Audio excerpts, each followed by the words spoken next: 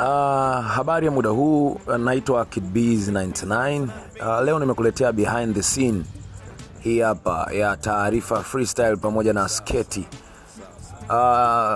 Kabla ya yote, hebu tusikie kidogo maongezi ya hawa mafundi wetu, madirector pamoja na madesigner.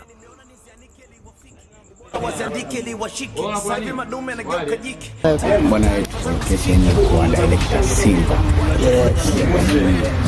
Fanya kitu kikubwa. Jamani, tupo kama mnaona huku.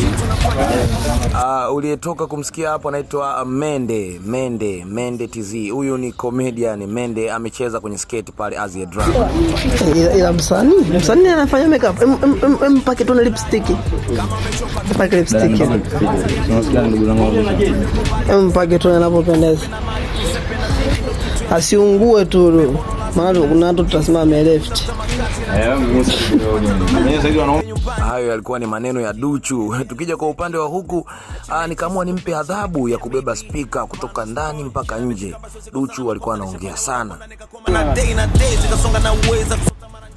Upande huu Silva alikuwa anaendelea na shoti zake mahiri kabisa, pamoja na usimamizi mkubwa chini ya Adam kama unavyomuona namba 24 mgongoni. Silva akiwa amepiga full jeans akiendelea kupiga shoti za hatari kabisa katika ngoma yetu ya Taarifa Freestyle.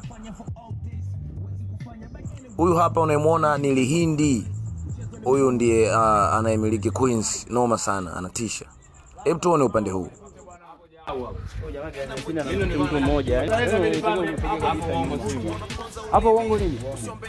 Kupandia kwani tunasema tunakaa hapo. Hatukai hapo bro. Unakaa huko.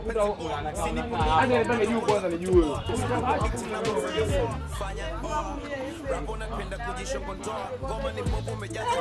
Bana Jini Makodi hakuamini kabisa. Unajua location ubishi ni kawaida.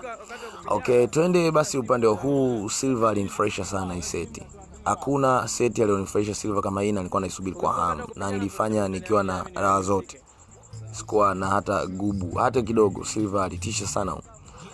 Nashukuru sana kwa wale wote mnaonifuatilia na kupenda kazi yangu. Naitwa KidBees99 na hii ni video fupi tu ya matukio katika kazi zangu nikiwa na shoot, yani behind the scene. Asante.